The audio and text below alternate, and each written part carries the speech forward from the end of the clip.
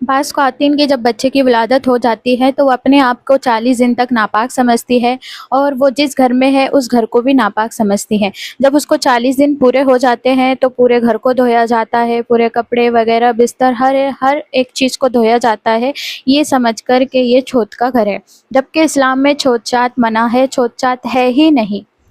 بہت سی عورتیں اس لیے گھر میں نہیں آتی کہ وہ کہتی ہے کہ ہمیں چھوت لگ جائیں گی۔ السلام علیکم ورحمۃ اللہ وبرکاتہ، میں ہوں آصفہ تنبولی۔ آج ہم سب سے پہلے جانیں گے نفاس کے بارے میں۔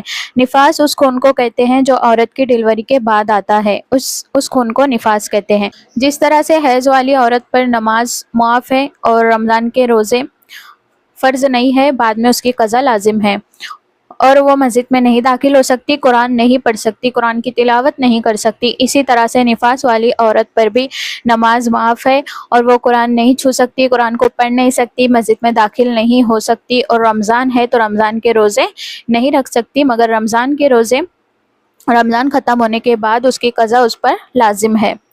اب ہمارے ہاں یہ رواج ہے کہ 40 دن تک عورتیں بالکل ہی نماز نہیں پڑھتی، جبکہ ہمیں احکام شریعت یہ کہتی ہیں کہ اگر 40 دن کے اندر خون آنا بند ہو جائے تو وہ عورت غسل کر کے نماز وغیرہ شروع کر دے، اور اگر 40 دن کے بعد بھی خون آنا جاری رہا تو 40 دن کے بعد وہ غسل کر کے نماز وغیرہ شروع کر دے اور اپنے آپ کو پاک سمجھے، کیونکہ 40 دن کے بعد جو اس کو خون آئے گا ڈیلیوری کے بعد تو وہ استحاضہ کہلائے گا۔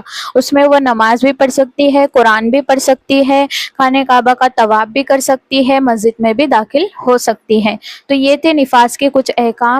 گھر میں اگر کسی بچے کی ولادت ہو جائے یا کوئی عورت کی ڈیلیوری ہو جائے تو پورا گھر ناپاک نہیں ہوتا، ضروری نہیں ہے کہ ہم 40 دن کے بعد جو ہے گھر کو دھوئے، صاف صفائی کرے۔ اسی طرح سے بہت سے لوگوں کو میں نے دیکھا ہے کہ جب 40 دن ہو جاتے ہیں تو وہ کسی کے پاس پانی لے کر جاتے ہیں اور کہتے ہیں کہ غسل پڑھ کے دے دیجئے، ان کو یہ لگتا ہے کہ یہ پانی ڈالنے سے عورت جو ہے پاک ہو جائیں گی، تو ایسا کچھ نہیں ہے۔ جس طرح سے ہم پاکی حاصل کرنے کے لیے غسل کرتے ہیں، اسی طرح سے اس میں بھی غسل ہوگا۔